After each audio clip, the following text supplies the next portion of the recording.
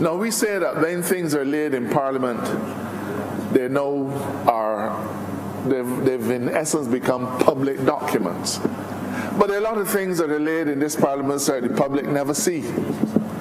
We make documents of this House every single day, but there's no opportunity really, or no meaningful opportunity for the public to come and say, I want to see that document too. But all of these plans of every single SOE must be posted on a government website so that the public of Barbados will be able to see what it is that is intended by these agencies. And Mr. Speaker, there are some that roll off our lips very easily. And those are the ones that are better known. But this bill lists 21 SOEs, and there are going to be more, we are sure. There are in fact more. There are some that are not here. But for example, sir, we can begin by referring to the Community College, Barbados Defence Force, what is called the BIDC, National Standards Institute, Child Care Board, Barbados Vocational Training Board, Fair Trading Commission, Financial Services Commission, National Assistance Board, National Council on Substance Abuse, National Sports Council, Rural Development Commission, Urban Development Commission, and others. Every single one, sir, will have to publish what their plan is for the coming year. But the accountability doesn't stop there. They also, within 6 months, must have ready for Parliament, and it must be published in Parliament, a half-year report. This, Mr. Speaker, is why we say this represents a sea change in how we do things. Because you're not waiting until the next estimates to come in here in Hemmer Hall. Every single agency has to file in Parliament a half-year report. And that half-year report has to include what you've achieved, and if you haven't achieved it, you have to explain what were the reasons that caused you not to achieve it. And that too, sir, will be made public. Now, something as simple as that, and I know it's not simple because the burden it will put on the public service is not going to be small, but the fact of the matter is that what we are demanding now for the taxpayers of Barbados is significantly greater accountability, and accountability requires information. And accountability isn't something that you can do every year. You have to be willing to subject yourself to examination on a half-yearly basis as well. And perhaps the pièce de résistance is the fact, Mr. Speaker, that every 2 years, all of those agencies have to hold public meetings so that the public of Barbados is entitled and will be able to come to that public meeting and ask questions of the directorate and the senior staff of those agencies. Now, Mr. Speaker, we've never had it before. But Goddard's Enterprises has a shareholders meeting every year. And One Caribbean Media has a shareholders meeting every year. Every single public company in Barbados must have a shareholders meeting every year, and all of the shareholders must be given notice and are invited to attend and to examine the board of directors and the management and tell them, I don't like how things are being run. And this is not an academic exercise. Perhaps it doesn't happen too often, but for those of you whose memories will stretch back a few decades, you might well remember that in those days, the mutual shareholders meetings were some of the most well-attended and hotly debated shareholders meetings anywhere in the region. Because there was a group of activist shareholders who felt they needed on behalf of the majority of Barbadians to say, we don't like how things are being done. Well, good Lord, sir, if public companies that people take up their money and put in are to subject themselves to accountability to the shareholders that own them, it is time, Mr. Speaker, that the agencies supported by taxpayer dollars should subject themselves to the examination in public by the people that own them. And those people, sir, are the taxpayers of Barbados. Mr. Speaker, brass tacks is hot every day. And some days they will talk about Water Authority, and some days they'll talk about National Housing, and other days they'll talk about the Attorney General's office. For the first time, sir, these agencies of government, all of these state-owned enterprises, and also the commercial state-owned enterprises will have to open themselves up to this very public examination. Accountability is nothing if it is not going to be held in public, sir. Now, I am concerned that the public servants may not want that kind of scrutiny, but the reality is, sir, that we've educated generation after generation of Barbadians. And if we don't allow for that public interaction at some point, the affairs of our enterprises will be discussed on Facebook and other social media. But the problem with Facebook and other social media, sir, is that the information isn't always accurate. And sometimes it is just downright intentionally inaccurate. We don't need, you will never eliminate social media, sir, you never will. But the point is that every 2 years, information has to be presented to the public. It is going to be published annually and at half-yearly intervals. But then, armed with that information, sir, the public is able to examine the directors and the leadership of those agencies. And I've said, sir, the commercial state-owned enterprises will be subjected to that too. Gaia Inc., Lloyd Erskine Sandyford Center, and others. There are also other elements which are worthy of consideration. And other members of the committee will no doubt speak, and I want to make sure I leave plenty of ammunition for them. But, sir, we have intentionally brought back from our existing legislation to the new legislation the concept of surcharge. Now, you know, every day people wonder, well, who is supposed to pay for this? When something goes wrong, who's supposed to pay for that? Well, it has always been in the rules that if any public servant causes government to lose money, that they can be surcharged. I cannot say, honestly, that in my years of being in this chamber, that I know of any instance where individuals have ever been charged with the responsibility for paying it back. But I do know, sir, that for the first time in this country's history, there is a piece of legislation, there's a section in this bill which says that if a minister, it doesn't say minister, it says if a public official, but public official includes you and I, public official includes ministers. If a minister is intent on committing the government's finances in a way that is not prudent or sound, the public servant who is the accounting officer has an opportunity and in fact an obligation to write to say, Minister, I do not think that what you are doing is appropriate. What you're doing is committing the country's expenses to an act of folly.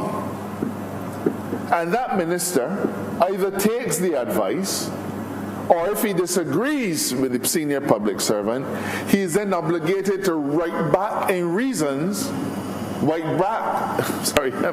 he's obligated to write back to the public servant and give reasons to say why he does not intend to follow the public servant's advice. And that public servant, sir, is then at liberty to write directly to the Director of Finance and indicate that there is an impasse and put all of the information before the Director of Finance, sir. But that clause goes on to say that if that expenditure causes the government to suffer any loss or wastage, that the minister, that public official, is now for the first time personally liable for that loss or wastage, sir. I wish that was the law from 2008 up until 2018. It wasn't, and we can't make it retroactive. But if the concept of personal liability was enshrined in a statute, sir, some of the things that were done by the last administration, they would not have dared to do, because the man at the helm, the minister, would have been personally liable to make government finances right. Mr. Speaker, we could spend all afternoon discussing all of the minutiae of this bill. But regardless, as they say, to how you turn it, how you twist it, it is about nothing more than bringing significant accountability to the public finances. For all of these years, the management of government's money has been done almost in secret, sir. Minister of Finance after Minister of Finance has given letters of comfort to financial institutions in this country and sometimes beyond this country, so as to support the early disbursement of loans. Now, that might be a convenient thing for a Minister of Finance, and it might even be a good tool in the hands of somebody who knows what they're doing. But, sir, we have seen letters of comfort issued on behalf of National Housing Corporation to banks in Barbados, committing the administration to $27 million and $18 million, sir, and nobody had asked National Housing Corporation where they will get the money to pay back from. Nobody stopped to ask the Ministry of Finance, where will we get the money to pay back from? In fact, Mr. Speaker, it came out in the public accounts documents that on several instances, the Ministry of Housing was told that the projects they wanted to do with high-rise, and they use these words, were not supported by the Ministry of Finance. But the Ministry of Housing still went ahead and did it anyway, and the Minister of Finance went ahead and issued letters of comfort. Mr. Speaker, this bill says clearly, it says unequivocally, that no letters of comfort will be issued anymore, and that any guarantee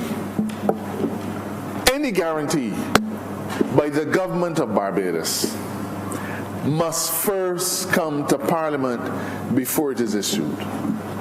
How many times, Mr. Speaker, in the last decade, and I admit and beyond, before, has the government of Barbados and its purse been committed to guarantee loans of one kind or another, but Parliament gets involved long after? How many times has that happened, Mr. Speaker? And in recent years, whenever it has happened, we have found ourselves at the bottom of a fiscal hole. But for the first time, sir, government guarantees must come to Parliament before they can be given.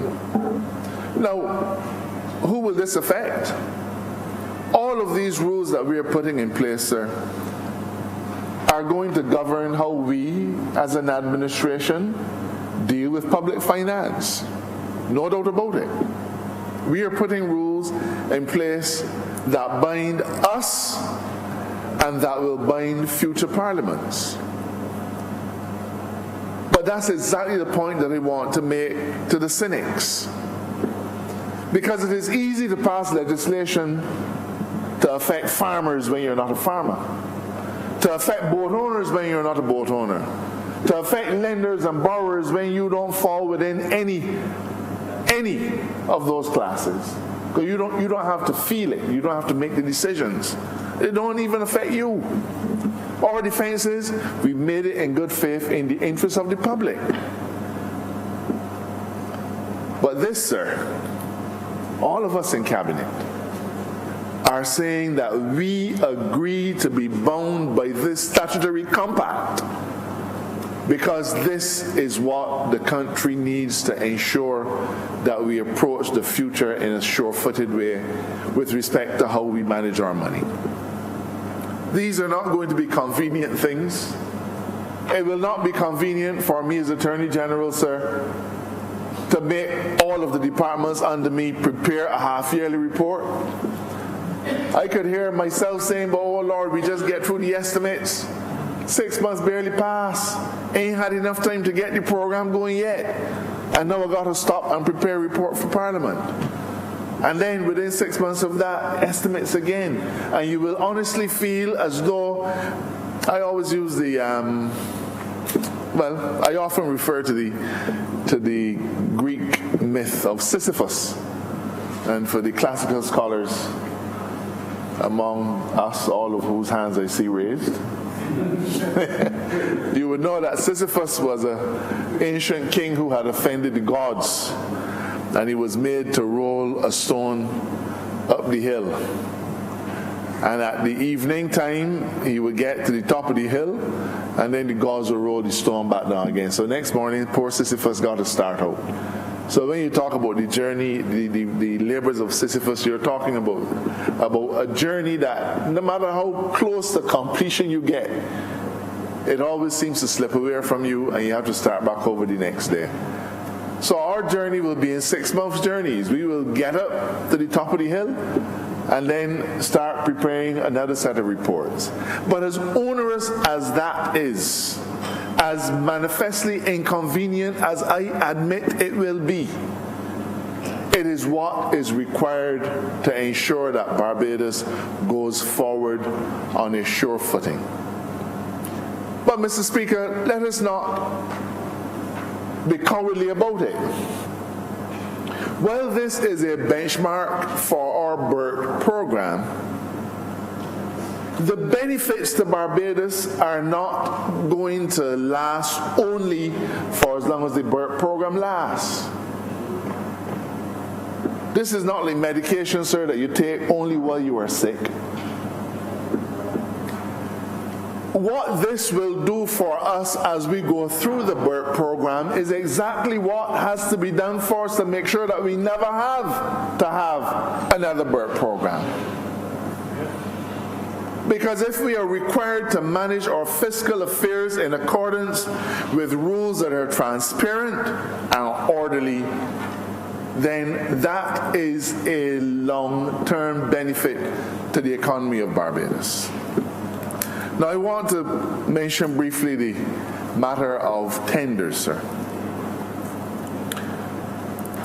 The matter of tenders are governed by a piece of subsidiary legislation called the Financial Administration and Audit Rules, I think it is. And those rules deal with how public procurement is done. And those rules have been around, sir, for quite some time. Financial Administration Audit Financial Rules.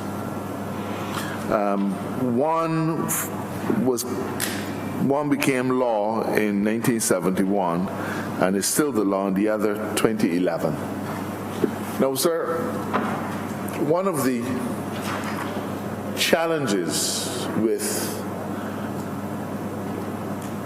being an administration is that you have to make decisions about government procurement. And one of the realities that you face is that you will not always have an opportunity to go to the transparent tender process. And that situation will ordinarily arise in limited circumstances. And those circumstances, Mr. Speaker, are circumstances where the particular goods or services to be acquired are urgent in nature,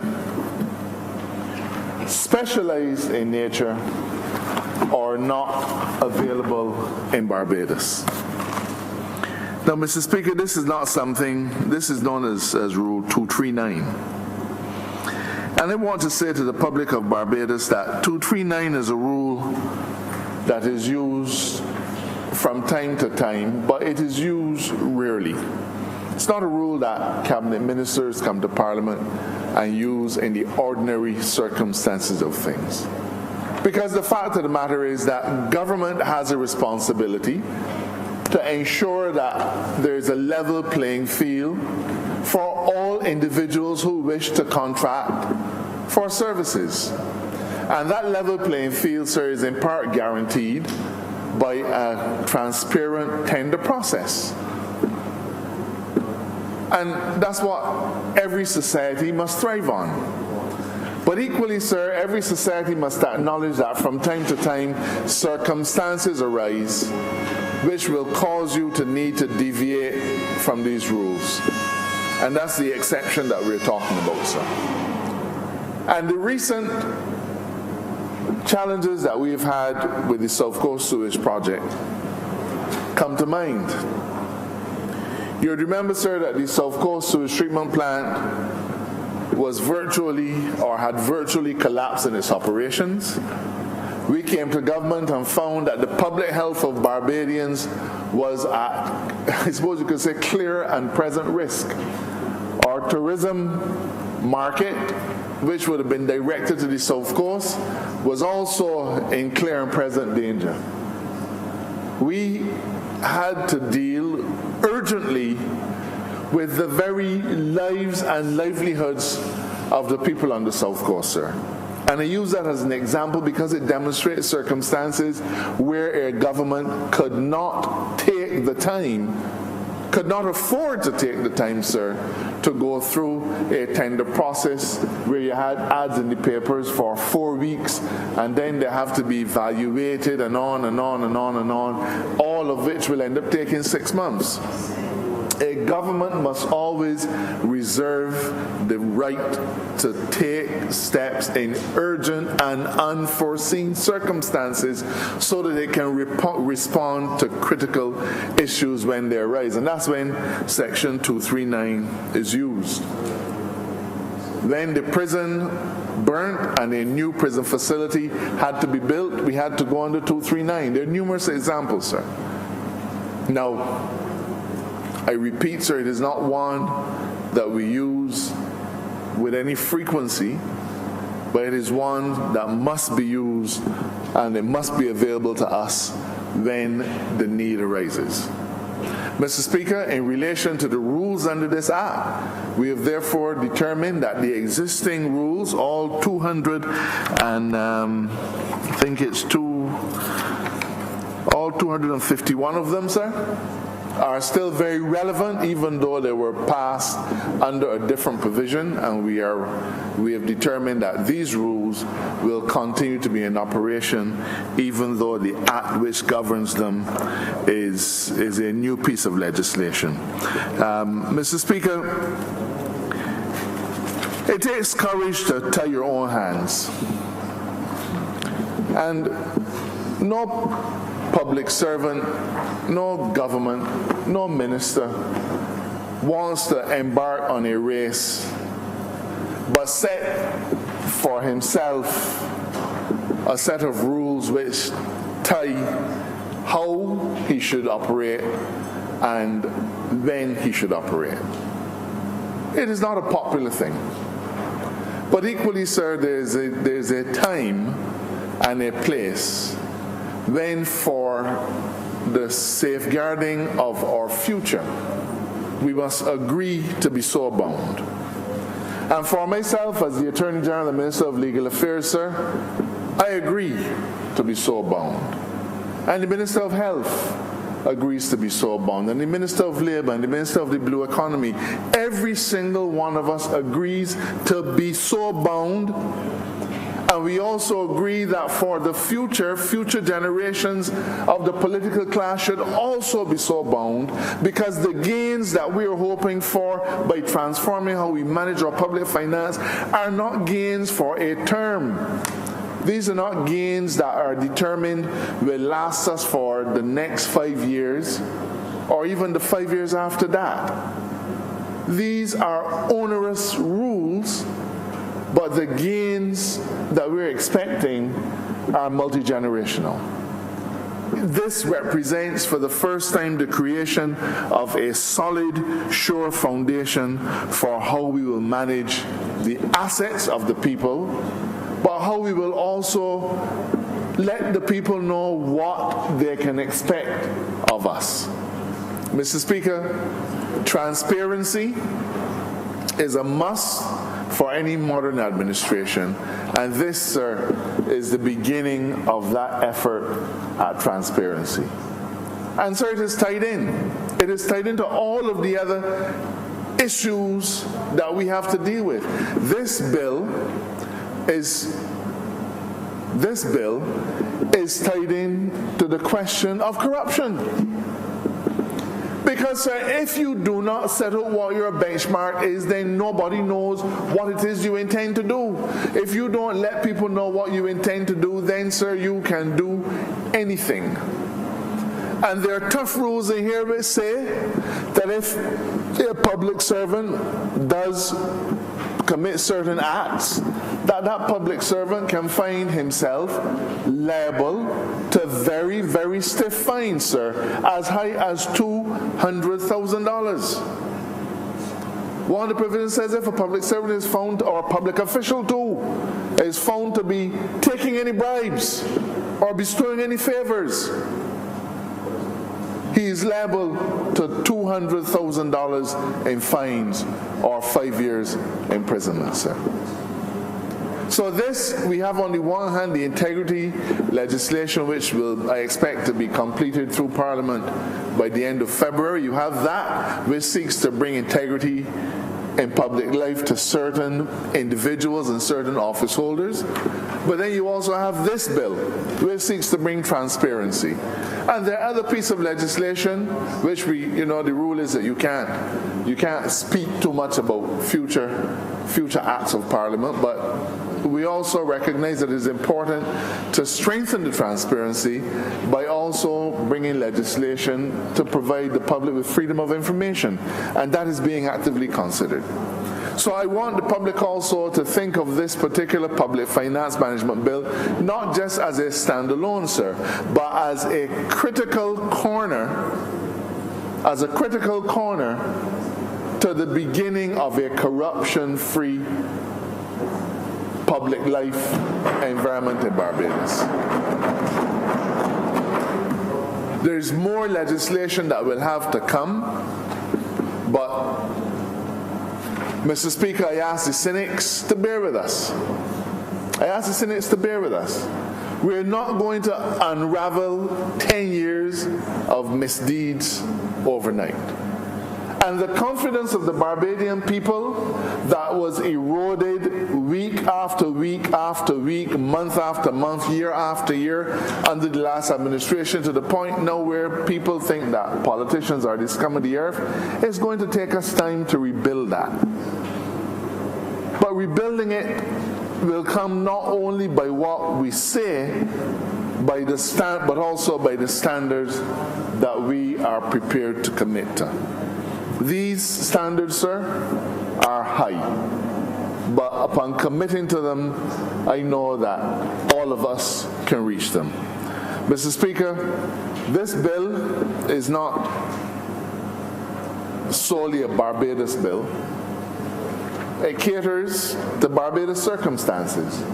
But a lot of the work on this piece of legislation was done by an institution called CARTAC, which is a Caribbean Agency for Tax Administration, I believe. And that institute, that entity, would have done a lot of research on the management of public finance, not just in Barbados, but also across the Eastern Caribbean. And it has been found that we have many of the same deficiencies. Many of the problems that present themselves in one jurisdiction present themselves in others. Barbados is not alone when it comes to mismanagement of public financing. But the point I'm making in that regard is that it has had the benefit not just of our considered opinion, sir. It has also had the benefit of being formulated, I suppose, by individuals who were able to stand outside of Barbadian circumstances and look objectively on how we do things. Mr. Speaker, in closing, I want to thank all of the members of this chamber who gave up their time to read all the things that had to be read, who found themselves getting into the nicety of the meaning of words like reliable and complete. I want to thank all of those members of the committee who took the time to research the issues and to present to the committee other views. Many of those views were accepted. I believe that it is fair to say that we did not always agree, and the leader of the opposition has entered a reservation on one part of the bill. But that's interesting, sir, because the leader of opposition has only entered a reservation on one part of the bill. Now, it therefore tells you that we have achieved greater consensus than even the electorate, sir. Than even the electorate. Because in all 128 or 29 of these sections and all of the schedules, very, very complex. This bill is 100 and enough pages, sir. The only thing about it that we were not able to reach a consensus on is one small element. But that is the nature of democracy, sir. Any democracy must thrive on dissent. I also want to thank the hardworking members of the members of staff of the clerk's office who provided full support to the committee, and I especially want to thank the members of staff of the Chief Parliamentary Council. They are worthy of applause. The officer whose name I am not supposed to call has worked weekends, night, day to make sure that the tight timeline that we had to meet for this bill was met, and I want to thank her on behalf of a grateful Parliament and a grateful public for her tireless work and her extraordinary effort. Mr. Speaker, this report asks that Parliament adopt this bill as amended, and I hope that members will have the confidence in the work of this committee such that they are prepared to accept that this committee has presented to Parliament a bill which is worthy of consideration.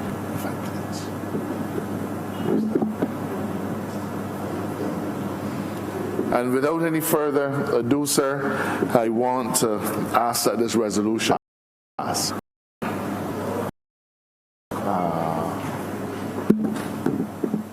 beg to move, sir, that the House suspend for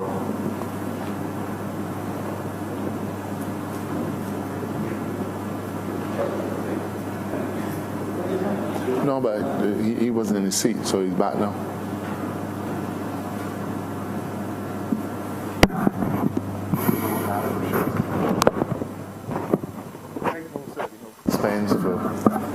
You ready? Okay. Well, no. Honourable Member for St. Michael West. Thank you very much, Mr. Speaker. And maybe I can begin where the Honourable Member for St. Joseph and our illustrious Attorney General ended. I would have seen things from a greater distance than he did, but I thought I saw enough to be persuaded of the truth that the members of his drafting chambers work hard, exceedingly so, to get this matter in a state of readiness that it could come here today. And I want to commend Ms. Bell, I think that's the name, for the discipline and diligence she showed in getting these matters to this stage where now the Parliament can consider this today. And I'm sure what we saw demonstrated of her is perhaps merely a reflection of what we would have seen of others were we closer to the actual situation. So I want to join with the Attorney General in that matter. I think sometimes we give public servants a lot of flack when they get it wrong. We need to spend some time to give them credit and show much honor when they get it right in terms of attitude and disposition of their duties.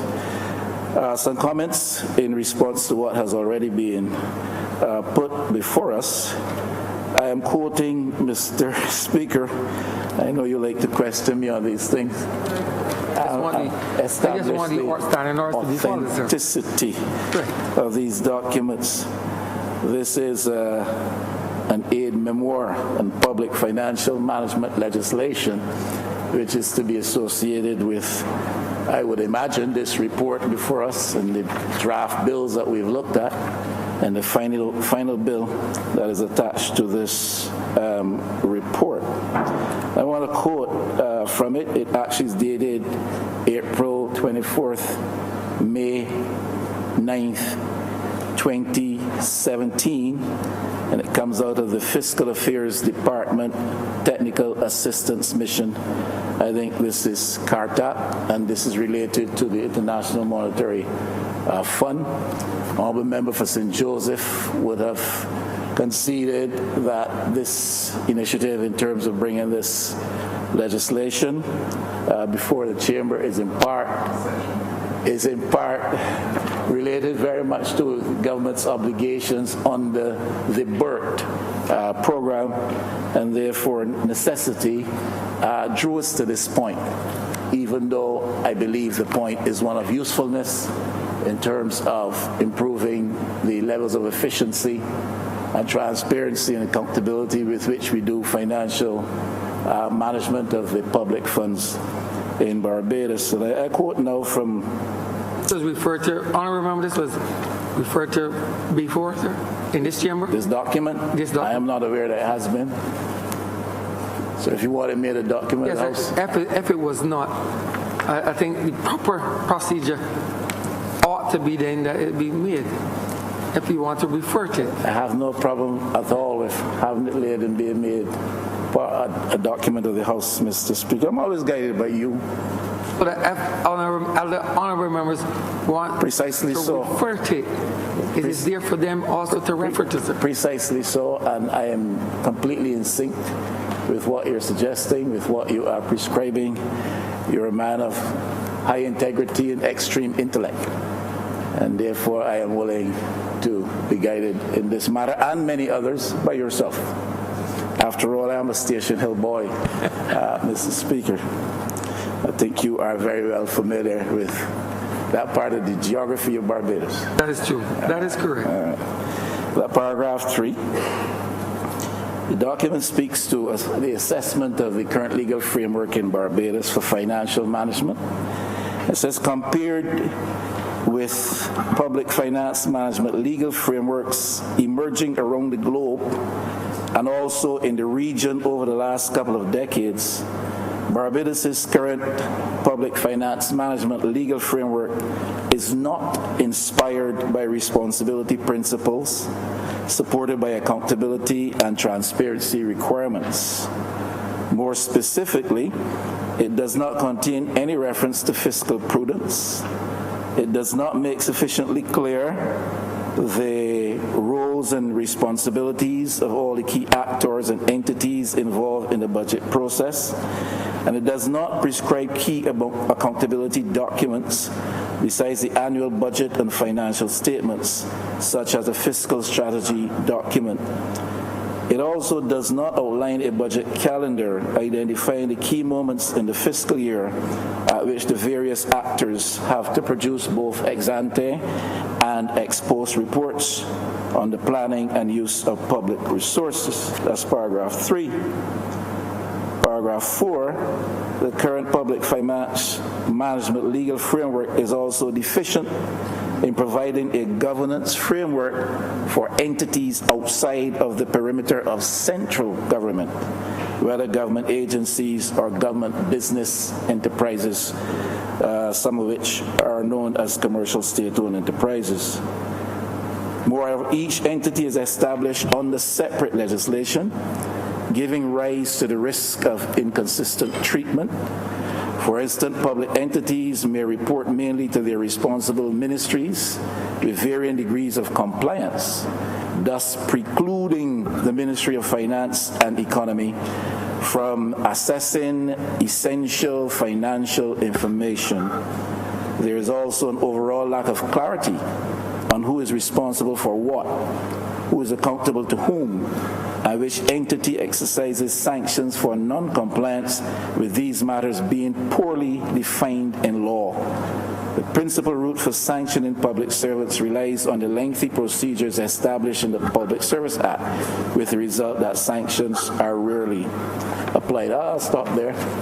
Very interesting document, and if members would not have read it, certainly I would suggest that they do. And I think it must be read in tandem with our consideration of the report that has been laid today by the Honourable Member for St. Joseph and Chairman of the Joint Select Committee that looked at this matter. So I think what we are faced with here today, Mr. Chairman, is something that is necessary.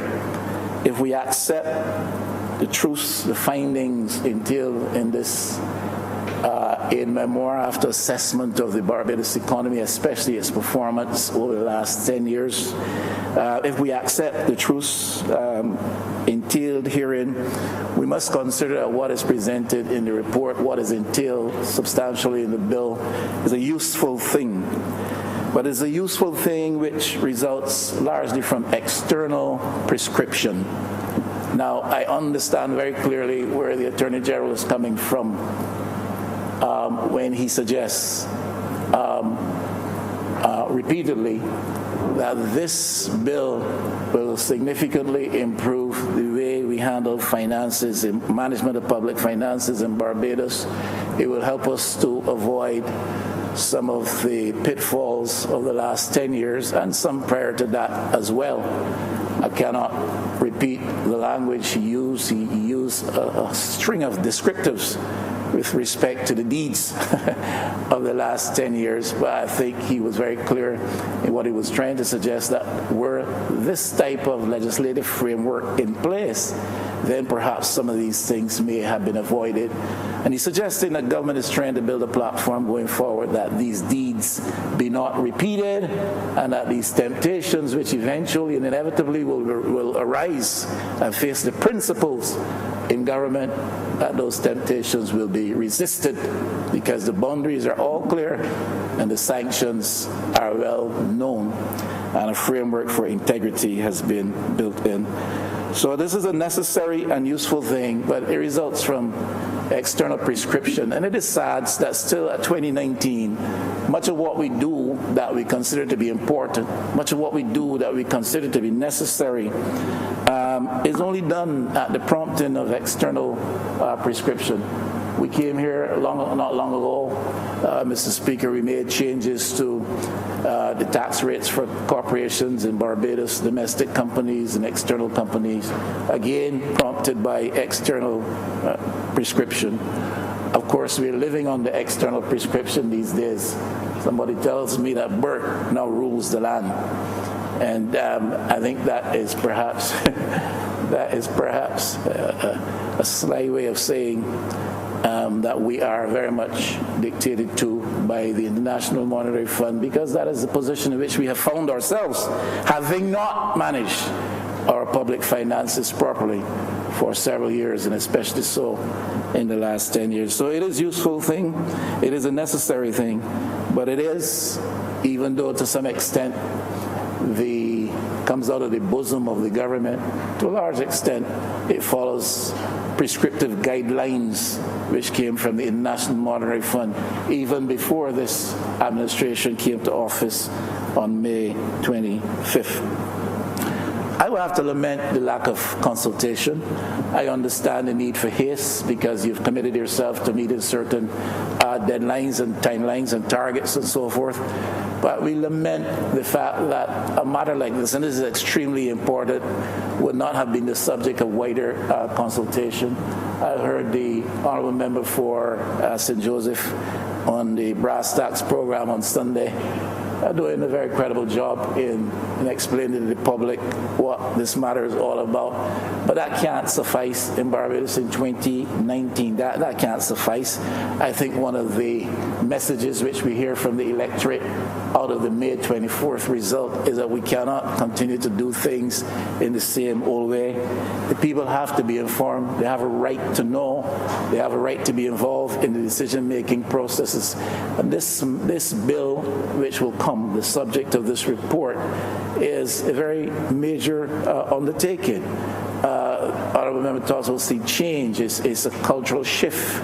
It's a departure from norms to which we've long become accustomed, and to which, out of wisdom, we ought to depart, if we are going to get a handle on our own business and present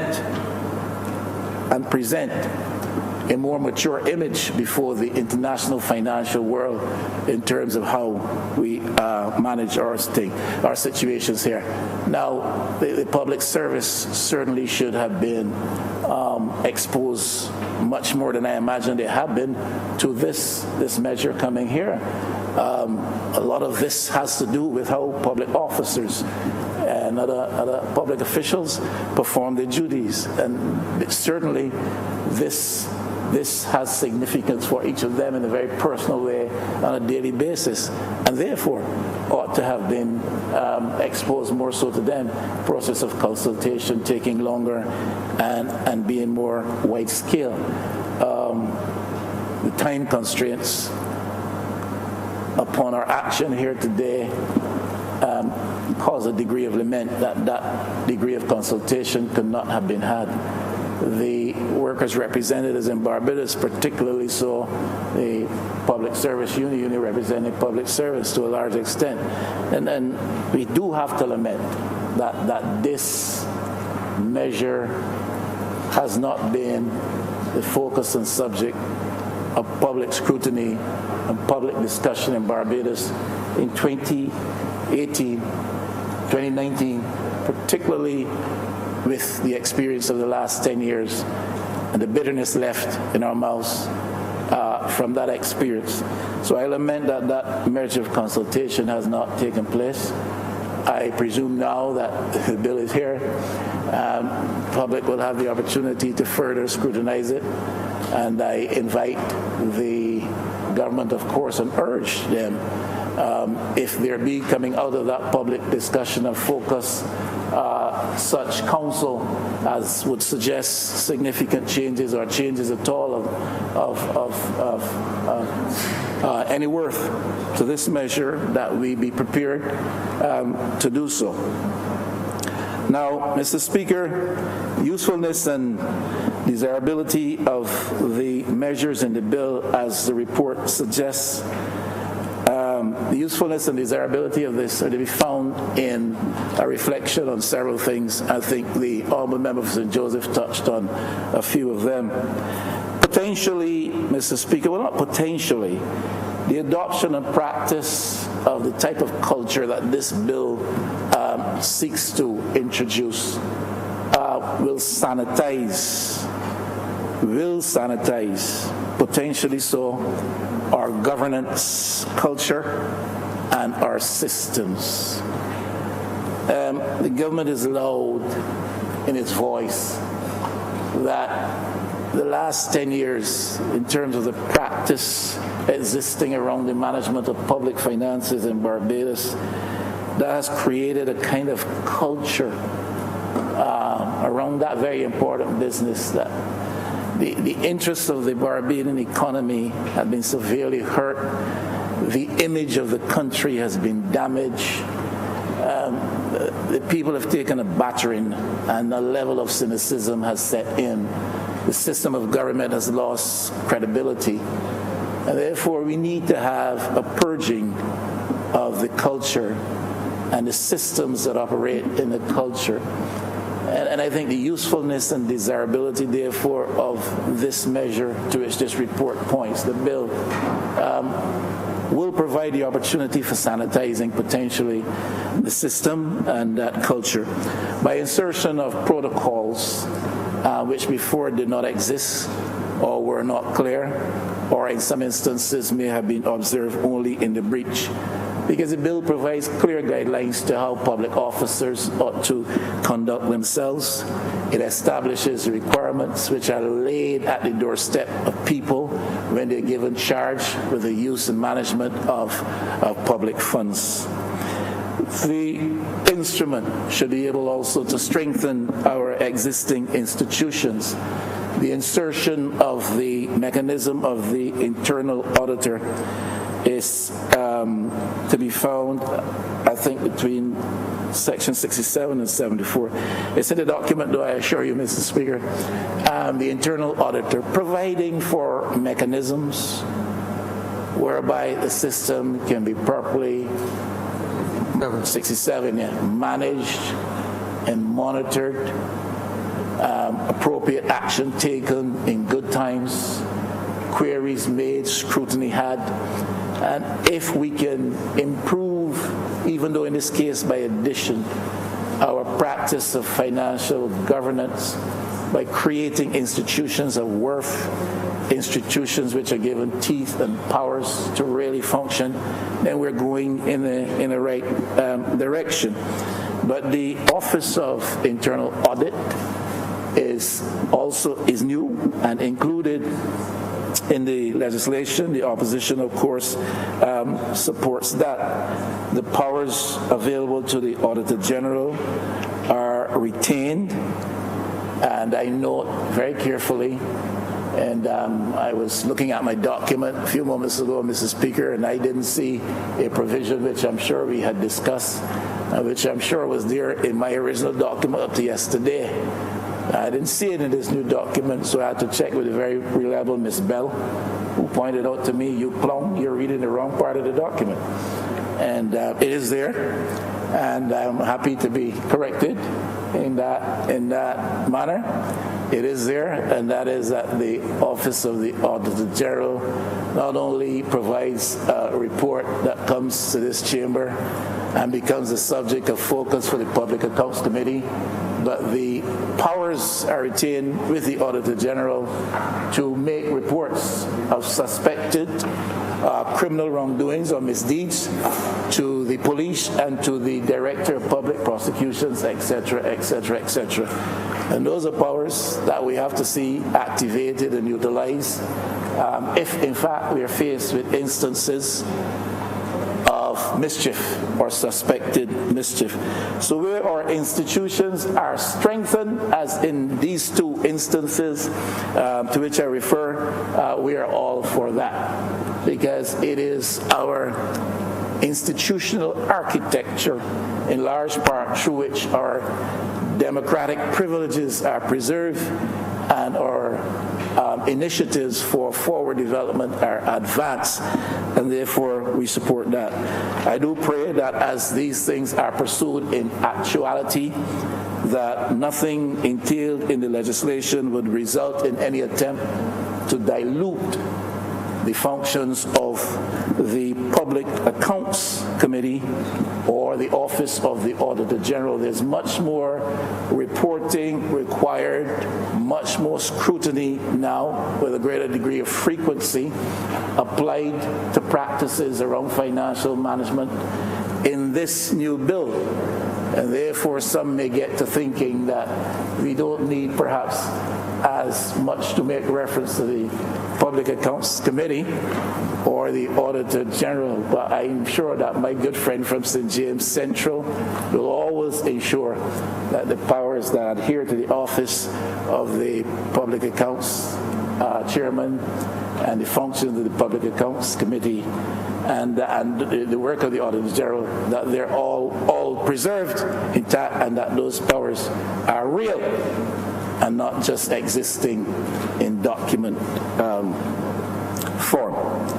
So the bill, I suppose, Mr. Speaker, more than suppose, it will enhance the legislative architecture which should conduce to greater integrity in public practice. And therefore becomes a very important support plank for the legislation we anticipate to come to this House and be passed in full measure relative to the practice of integrity in public life. We have to increase and improve our accountability measures. That other matter speaks to that. This matter speaks to that, and therefore I see this as part of the architecture that we continue to build as we work towards a better situation with respect to integrity in public life and public practice. The measure will also facilitate better planning and performance assessments. We ask, where was the planning of the last 10 years? And to what end the assessments of the last 10 years? And even perhaps prior to that, if we were to be honest, we may have said that we did well, but the question has always to be asked in light of what we know now, could we have done better? And therefore, to the extent that we can facilitate better planning and better performance assessments, then we're moving in the right direction. This bill provides for the adoption and formulation and presentation of fiscal frameworks which will tie policy to important things like management of debt, our growth strategy, both investment and expenditure management, and that a government is now to be required to operate in the context of a fiscal framework, to operate from the perspective of adopted fiscal principles, and that those principles must be made public. That framework must be presented to both the Parliament and the public and reviewed with serious scrutiny. This is the way I believe that we have to be going, because we have to get a better handle on how we manage our debt. We certainly have to get a better handle on the whole idea of growth management strategies, but of course we got to hear about some growth strategies first before we can even talk about managing them, and the whole business of investment and expenditure management. These are very tall issues that we have to deal with and get it right in the interest of our country's betterment. Mr. Speaker, I'm sure you'll agree with me. Your learned man, and one glance from you will tell you that what is being provided for here is a situation in which the Barbadian populace is better informed as to what government is about, as to what is happening with their monies, as to what is planned, what is projected, as to why failure and shortfall occurred, as to what measures are going to be put in place to recover those situations where we fall short or fail. And public information and the ability of the public to know what is going on genders confidence in the system. And confidence in the system is really a thing that is lacking, Mr. Speaker, in Barbados today. We think that people are just cynical about politicians. We think that people are just derisive of politicians. We think that people are simply dismissive of politicians and politics, and that is part of it. But the truth of the matter is, the sense of confidence of the public, of the populace, of the electorate has taken a dent. And people don't have confidence that the system is working for them. When people are possessed of the view that the system does not work for me, it is working in the interest of others, of another class, people of another ethnic hue. When people are possessed of that type of sense of thought, they are driven to actions, Mr. Speaker, that are undesirable, to the extent, therefore, that we can restore confidence. We talk about restoring confidence in the Barbadian economy for investors. We've got to restore confidence in the system of public finance, governance, and management, such that the people are comfortable that those who are elected and those who are appointed and those who are chosen are trusted managers and stewards over their manifold resources.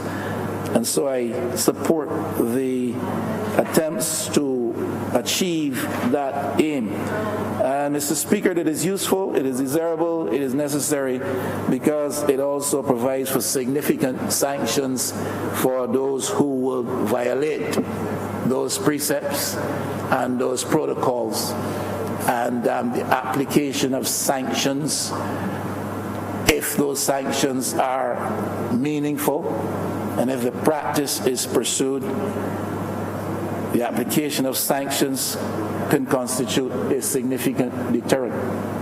What that might mean, Mr. Speaker, is that potentially there may be less work available to people like yourself. But I am sure you're willing to make that sacrifice if we can properly guide Borso a few hands in trusted paths such that we do not have to apply those types of... That is in relation to public officials, sir? That is in relation to public officials. All right.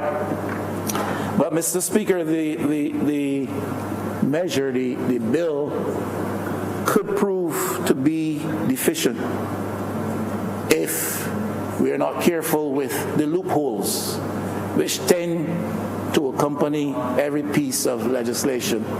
You are a legal luminary. I am sure that you are aware that there's always a loophole somewhere. A fellow can make an excuse for his actions, can claim innocence despite his guilt, and that lawyers of your caliber can easily get off from having to face those sanctions. You can speak to the honourable member for Christchurch South in that regard. Because of those identified loopholes. I will speak to the honourable member of Christchurch South when he joins us, Mr. Speaker. I will be guided by you. I'll be guided by you in when he joins us here in the Mr. Speaker, loopholes always exist, and the unscrupulous will always look for loopholes and exploit those loopholes. And all the good intentions of the Honourable Attorney General and the hard work of people like Ms. Bell, the good intentions of the government can come to naught if we allow for those loopholes to be exploited, as I'm sure they can be if we're not careful. I'm concerned a little bit about ministerial overreach and abuse. Ministerial overreach and abuse. I'm not sure that this legislation necessarily seals off the situation from that.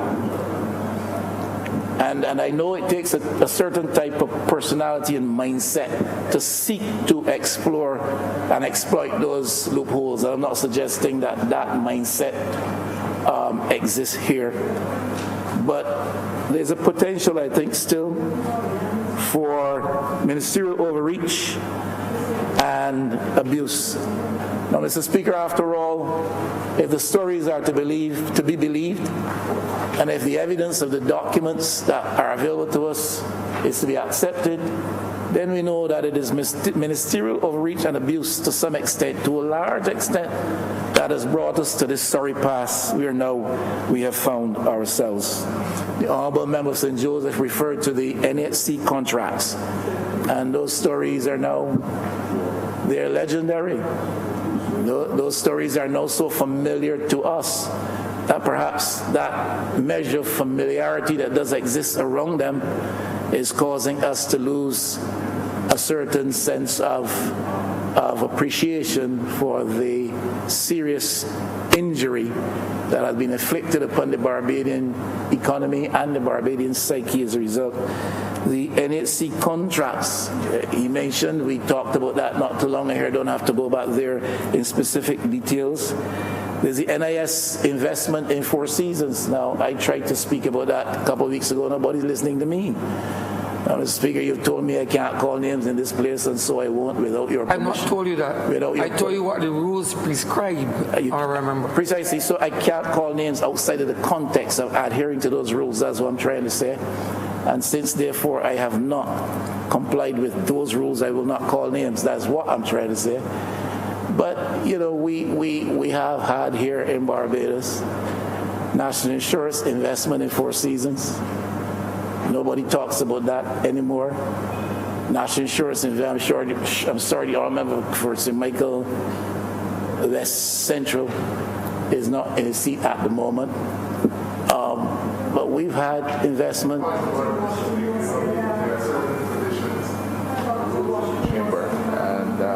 I think the member of the opposition well knows that it is prohibited to make a reference to an individual's absence from this chamber. And ask that he withdraw that particular comment, sir. I apologize for that. The member from St. Michael West Central is my good friend. I did not mean... do with it. There's a public out there listening. I did not mean... No. Guilty of dereliction of duty. Mr. Speaker, I know what the Attorney General is pointing to, and I apologize for that. That was not the intention. I know that that tool is used often by many in this House. I was not attempting so to do. The Honourable Member St. Michael West Central is my friend, and I am honestly sorry he's not in his seat. That's all I'm trying.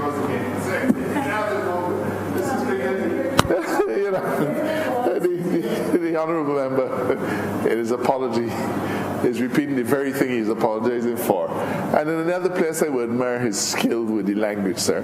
But either you do it or you don't do it. Either you're sorry or you ain't sorry. But if you do it again, you can't really sincerely be sorry. I honestly don't think that the Honourable Member for St. Michael West means any malice by that. Yeah. Thank you, Mr. Speaker, for your confidence. I don't, and I will not repeat it. The point I'm trying to make is that we've had an investment of $60 million of national insurance funds in Four Seasons project. Nobody talks about that anymore. We have not had the requisite reports out of the national insurance since 2009. But this Barbados, this is Barbadians. There's the money of hard-working Barbadians that they've invested in the national insurance. And if we're talking about management of public finances, we can't ignore things like that. What I'm trying to suggest, despite our best efforts, loopholes will always be found. We have $60 million from national insurance invested in Four Seasons. And we heard voices which today are very prominent in their prognostications about the prospects of the Barbadian economy, about the need for the birth program, about the potential for Barbados for recovery, all kinds of grand mouthings coming from prominent persons not elected to this assembly. And Mr. Speaker, we talk about management of public finances. And these people have not been asked to account for $60 million of national insurance funds in the failed Four Seasons project. They have not been asked to account for that. They headed the charge. They led the effort. They gendered confidence in the bosom of Barbadians that that project would be up and running. This level of investment would come. The benefits Barbados would receive over time. Mr. Speaker, we don't hear about that anymore. But what do? We put them to sit now on the very National Insurance Board. That's what I'm talking about. That's what I'm talking about, Mr. Speaker, and that one I won't apologize for. Because if we're talking seriously about dealing honestly and credibly with the management of public finances, you have to explain actions like that. And Barbadians, when they see those things, will not take seriously these efforts, which are the result of the hard work of the Attorney General and people like Ms. Bell. That's what I'm saying. So we got to deal with that. The NIS, we had in the past, we're talking about exploiting loopholes despite legislation, Mr. Speaker. The government of Barbados guaranteed $120 million towards the Four Seasons project. Nobody talks about a failed project which the government of Barbados, that we say in the past 10 years was almost criminal. That's what we say. That's what is being said. That is what we in this chamber say. That is what we in this chamber say. That is what we in this chamber say.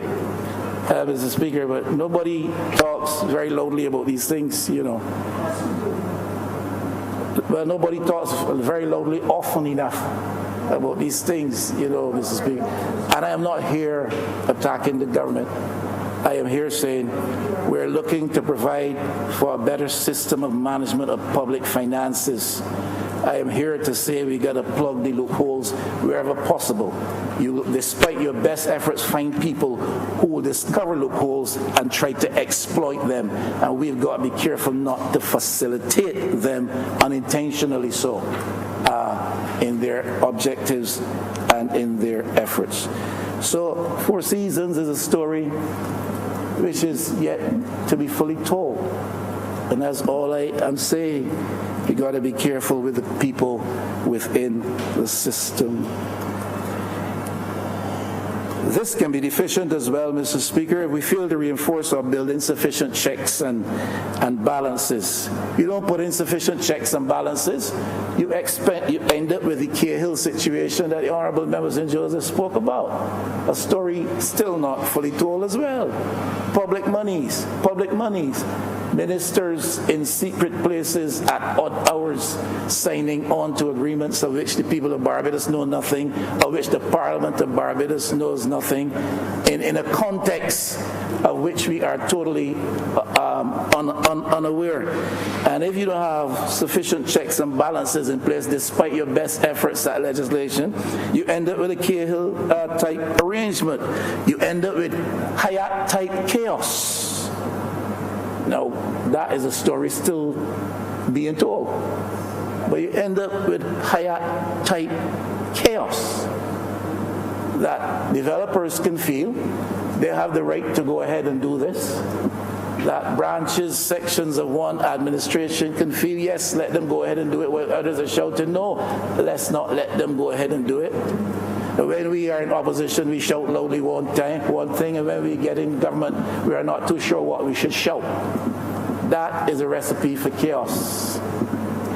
And when you don't have proper checks and balances in place, that is a type of chaos with which you become confronted. When you don't have proper checks and balances in place, Mr. Speaker, you end up with the covertly unknowns. I said it here not too long ago that the Coverley story needs to be fully ventilated and told. What were the original arrangements made with the developers up at Coverley? This administration should make sure that the failings of the past administration with respect to this are corrected, and that this administration now, perhaps in possession of the relevant information, tells fully the story as to the arrangements made in the past before your time up at Coverley. Because not to do so and then to add new arrangements on top of those old unspoken of in full measure arrangements, to me, constitutes a disservice to the people of Barbados. So we need to know what really was the original arrangements for Coverley. And on top of that, how do the new arrangements now appropriately fit in? And this is not a stand against the presence of Ross University. This is a call for an understanding for Barbadians as to what really are the on the ground, on the O-N-T-H-E, on the ground arrangements up at Coverley. When you don't do these things, you allow for all types of things to take place. You have to put in your checks and balances. When you don't, you end up with grotto-type cost changes, where the cost of a development goes from $1 overnight to $6 next morning. And nobody knows why, how, on instruction perhaps from a minister. Loopholes must be plugged. Checks and balances must be applied meaningfully so, else we defeat the purpose of grand legislation, which is useful and desirable, even though it comes in a context of prescription from the International Monetary Fund. Mr. Speaker, I believe that this can prove to be deficient as well if we don't insulate critical officers in the public service against potential pressure from political principles and personalities. You are introducing in this legislation the role, for instance, of a contractor general, which is fine. You are prescribing certain duties for the contractor general, which is fine. He's being or she's being fit into a structure that lends itself to a better architecture for financial management of public money, which is fine. But you've got, in everything you do, to make sure that you insulate the officers who serve the public interest from the pressures which can be applied on them by political personalities or ministers. I am sure that when the story of the last 10 years is fully told, what will be said and said repeatedly, it was that public officers, public servants gave way to the wishes of indiscreet ministers, and that in part is what helped to bring us to this point. We got to give teeth to people who occupy positions. It can't simply be positional power. We have to give teeth to those who wield those powers. It can't simply be positional responsibility. We've got to give cover to those people so that they will feel that they can do their duty without fear and without favor, and not be harmed next morning because they've chosen to serve the public interests above their own or anybody else's. There's some issues to be raised, Mr. Speaker. The Honourable Attorney General would have told you that I made a reservation over the business of the introduction into the budget estimates of a head called contingencies. A head called contingencies. I think that may be at section 21 or 23 or something like that of the bill. That gives the Minister of Finance the opportunity to build into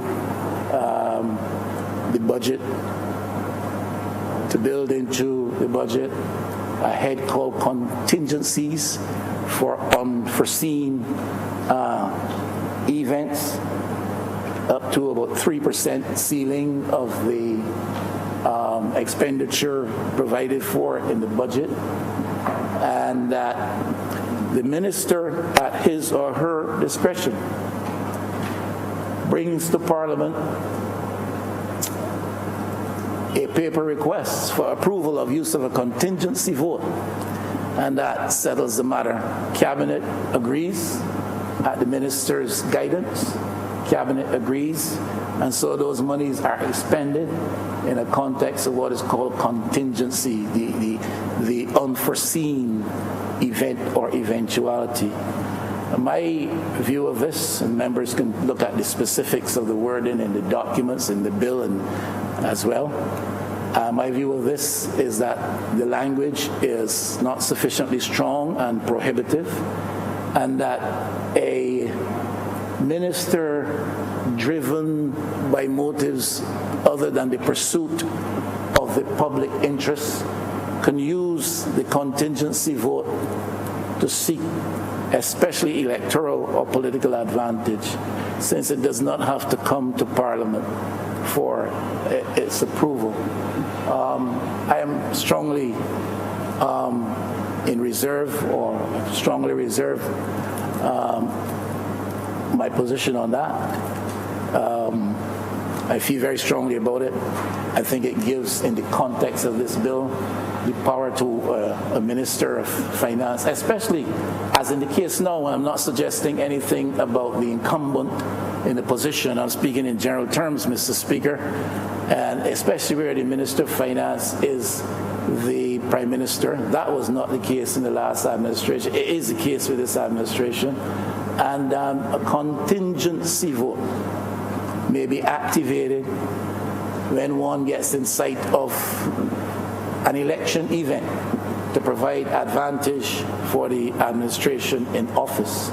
And that decision takes place at the level of cabinet without having to come for the approval of Parliament. So I entered a reservation on that one. It's recorded in the minutes, and if you would, Mr. Speaker, it's on page 3 of the minutes of 18th December. Bishop Joseph Athley entered certain reservations with respect to clause 21 under the caption contingencies, and especially where it provides for an urgent and unforeseen need for expenditure.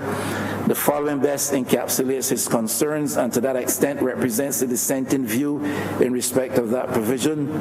Bishop Athley was of the view that his provision could be subjected to abuse, especially leading up to general elections, and that could secure an electoral advantage. Further suggested that the language of that clause was not prohibitive enough to circumscribe a Minister of Finance, especially where that Minister of Finance is also coincidentally the Prime Minister. I feel very strongly on that. I repeat, I'm not laying any charge against the incumbent Minister of Finance or Prime Minister. I'm saying in a general way, I believe if we're tightening up on public finance management, this language is certainly wide and not sufficiently prohibitive. So that's subject to abuse of the Minister of Finance. I'm not sure what constitutes an urgent and unforeseen need for expenditure, because there's nothing to guide us with respect to that. And there's nothing to tell me that if I'm Minister of Finance, and particularly so if I am the Prime Minister and there is an election 6 months down the road, and I feel that the Honourable Member for St. Michael East is under stress in his constituency and his seat is threatened, that I cannot find a contingent dynamic attaching to addressing the matter of squatting in Black Ivy and Lake Ridge Village, and therefore address that under the guise of, it is not unknown in Barbados that contingency funding has given to this Parliament 1 or 2 representatives, one of who went on to be a Prime Minister for about 14 years. That fact is not lost on the Honourable Member St. Peter, who is part of this committee, and I understand why he would not have entered in a reservation on this matter against that particular thing. I believe it needs to be made more specifically subject to the approval of Parliament than it is. The after-the-fact scrutiny that is allowed to Parliament is insufficient. That scrutiny comes after the monies have been spent and the Honourable Member for St. Michael East's seat has been secured. The money has been spent. It matters then not. Perhaps Parliament does not even have a life at that stage. And that's what we're talking about, Mr. Speaker, and I have some concerns around that. I have some issues as well with respect to the authority structure, Parliament and Cabinet.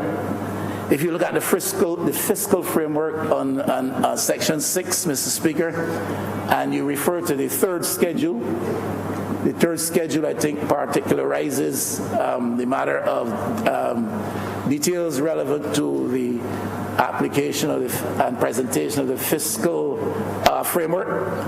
And if you look at that, notwithstanding that much of this is executive function, the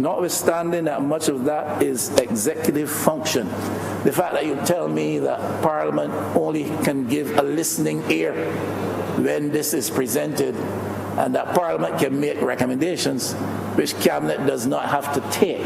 Now, I understand much of it is executive function and therefore relates to specifically and primarily so Cabinet. But you cannot tell me a Parliament of Barbados in 2019 on a fiscal framework presentation that guides what we're doing, speaks to so many other things: debt management, investment, and expenditure, revenue generation, GDP, and all these things. And it can come here, the Parliament can discuss it, see weaknesses in it, make recommendation, but the Cabinet can ignore it. That's what the document says. Now, like I said, much of it is executive function. But to me, there's some weakness in our situation where Cabinet can do it and Parliament can only listen, and it matters not beyond that. I will not take the time to read the particular sections there and there. I'm sure members have already read the bill in its entirety and more than once. I'm sure that nothing in this is new to my honourable friend from St. Michael's South. He has read this twice already and is on his third reading. Also note that Parliament is ascribed a post facto role as well in the business of remissions, obligations, money obligations to the government, and stuff like that are treated in this fashion. The Cabinet approves these things. Minister of Finance puts these things before the Cabinet. Cabinet approves these things, and Parliament knows after it has been done. So, Mr. Speaker, you owe this government and the people of Barbados $1 million. You have fallen on hard times. Nobody is breaking the law anymore, so you can't find any work. You therefore find it difficult to meet your obligations to the state. And a well-meaning representative of St. Michael's Central might suggest that we can forgive and forget debts, and obligations could be forgiven and looked over. And Minister of Finance recommends that to the Cabinet. Cabinet approves that. Parliament comes in only after it is done. And we are informed that it has been done. But the decision has been made, and the die is cast, and the money is lost.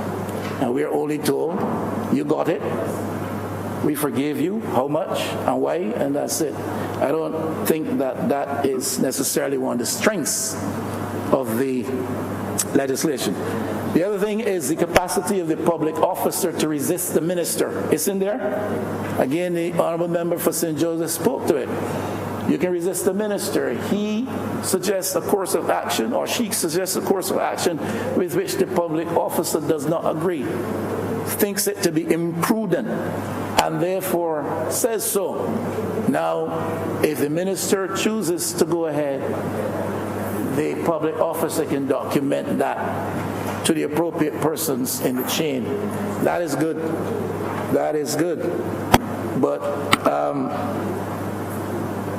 the capacity to document a divergent view does not necessarily shield you from the strictures of an unscrupulous and vengeance-seeking minister. That's all I'm saying. There's some weaknesses in the, and I do not know how you can necessarily have addressed them. But in speaking on it, I will have to point them out. That is there. You have the capacity documented to resist a minister. But yeah, you put that in writing, and the minister therefore has to back away. He incurs the displeasure of the Prime Minister. And then what becomes of you tomorrow in terms of how that minister treats you or behaves? So that's all I'm trying to say. So ministerial liability is also enshrined in this. The minister goes ahead and he does the action which is ill-advised in the eyes of the public servant, proves to be imprudent, causes injury to the Barbadian economy, the financial purse of taxpayers. Then the minister finds himself to be liable. So that is enshrined in there. But the public servant still has an exposed vulnerability or liability which is non-financial as well.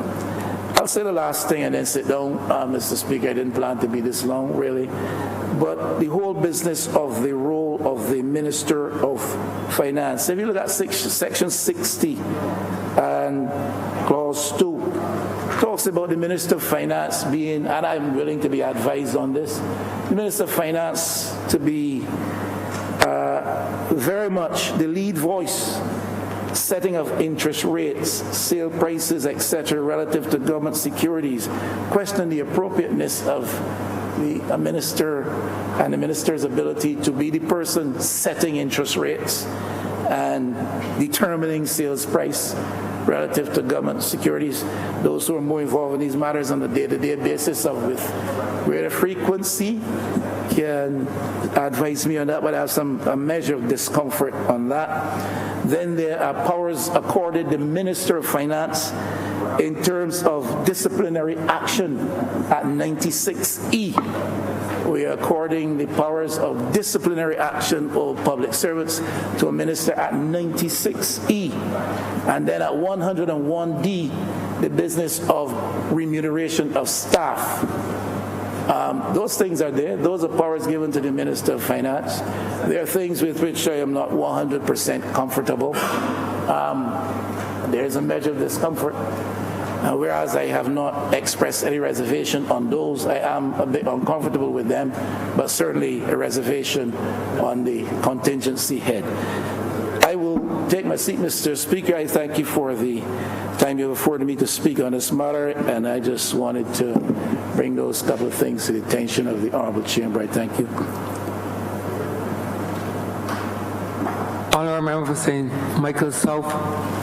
Thank you very much, Mr. Speaker, sir. I want to begin by saying Happy New Year to all the honourable members and to you, sir. And to say that it is always a pleasure, sir, to be in this Parliament to debate these matters that are very important to the course of this country at a time such as this. And I view this Public Financial Management Bill, sir, as one of the most important things that perhaps we will debate during the time we have in this honourable place, Mr. Speaker, sir. I also want to thank all the members on the Select Committee who did a lot of work. I noticed, sir, at every meeting that the members came very well prepared and applied themselves with fastidious care to every line and word and almost every section and clause of this bill. And so I wish, like the AG did, sir, to commend the team at the Attorney General's office and the CPC, and particularly the young officer who did most of the actual drafting of the bill. The turnaround time, Mr. Speaker, sir, was very impressive, and the work done to get us to this point equally as impressive. So I find this Public Financial Management Bill and discussion to be tremendously important. I want to, sir, set the context for three reasons. So on a personal level, one, I also want to talk about the regional context, and I also want to talk very briefly about why I think is important in a Barbadian context. Mr. Speaker, sir, I had the privilege in a previous place of being responsible for a public financial management relationship with the IMF. Sir, unlike this situation where we are reporting to the IMF, in that place the IMF reported to me as a representative of the agency that had employed me. And so I'm very familiar with a lot of the issues in public financial management. Mr. Speaker, sir, I also feel it is very important that we have a conversation about the regional context. And within that conversation, sir, talk about the fact that for most islands in the Caribbean, we're talking about unsustainable levels of debt, and a debt to GDP ratio that is beyond unsustainable. For most Caribbean islands, sir, we are talking about antiquated legislation that really cannot govern or chart the course for a modern economy. And that the reality is that we had to have this conversation at some point, and that I believe there could not have been a better time than now for us to have this conversation.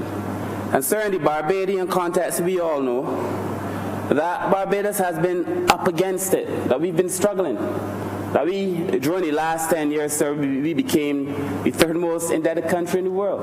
We had the highest debt to GDP ratio in the region. There was a time when the race was between Barbados and Jamaica, but Jamaica was on the other side. They were getting better, and Barbados was getting worse. And eventually, Barbados became worse off than Jamaica.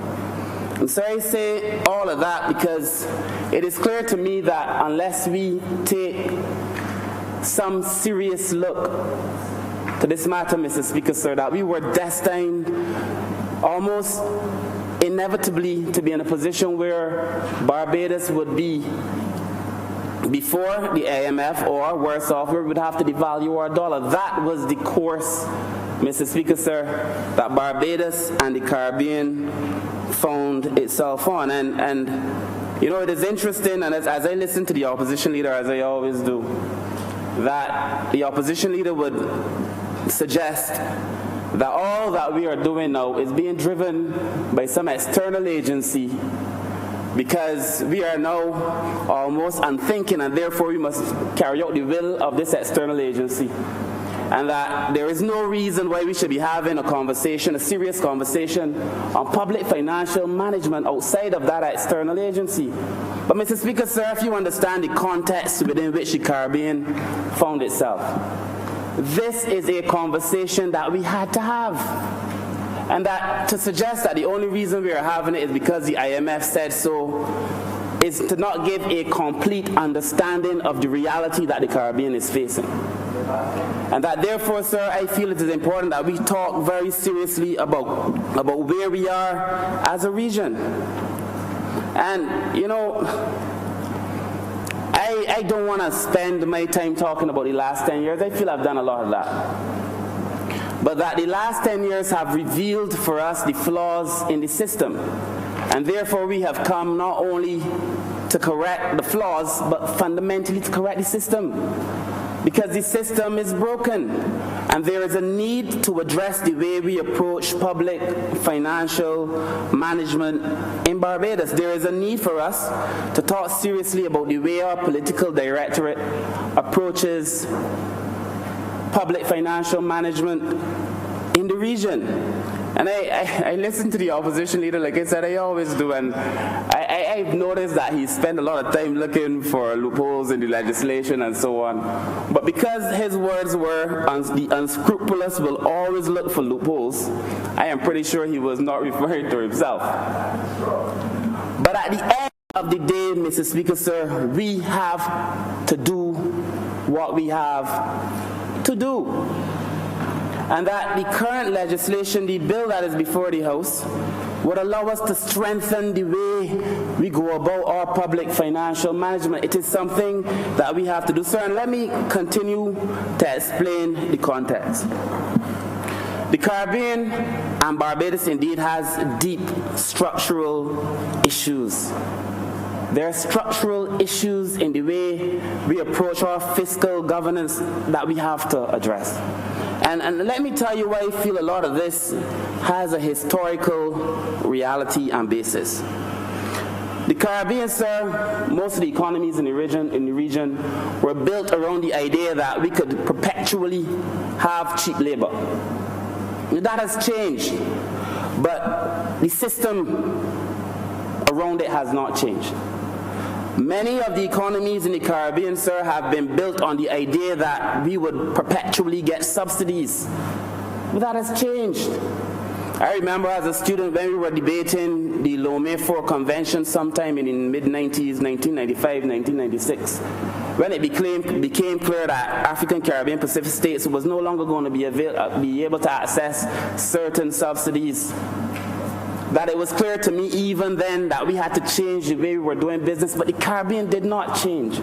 So that a lot of what we are now facing is because of our own inability or lack of desire to make the changes that we were supposed to make to allow the Caribbean, Mr. Speaker, sir, to advance as a mature and a serious set of countries in this part of the world.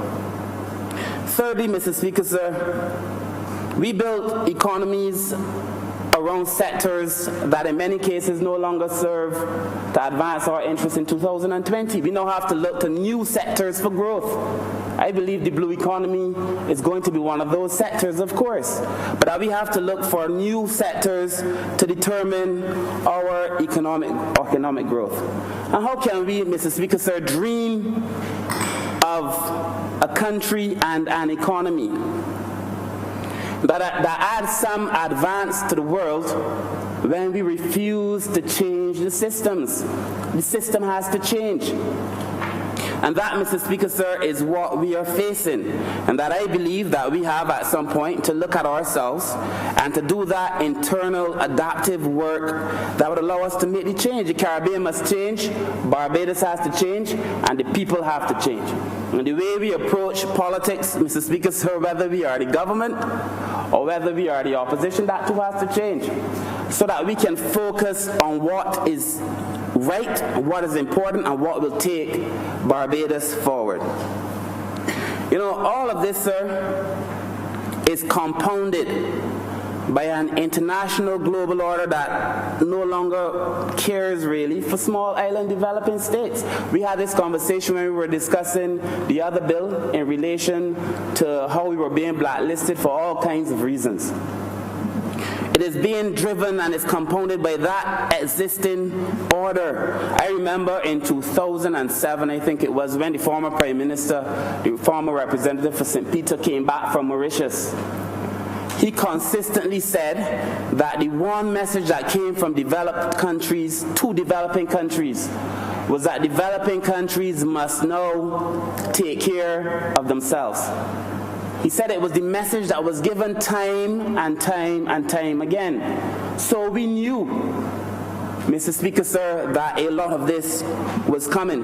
But before I speak specifically to the bill, Mr. Speaker, sir, let us talk about some of the regional findings, because I feel, sir, I am more galvanized in my resolve, having heard the opposition leader, that we need to talk about where the Caribbean really is and where Barbados really is, and why the necessity for this bill is much bigger than a conversation about the IMF.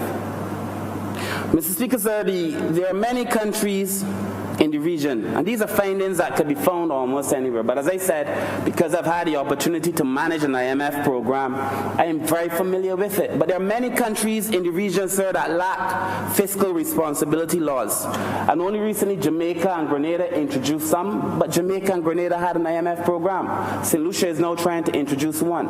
But the reality is that many countries do not have that kind of fiscal responsibility legislation, and therefore they don't have the oversight over the way they're engaging in spending of the public finances.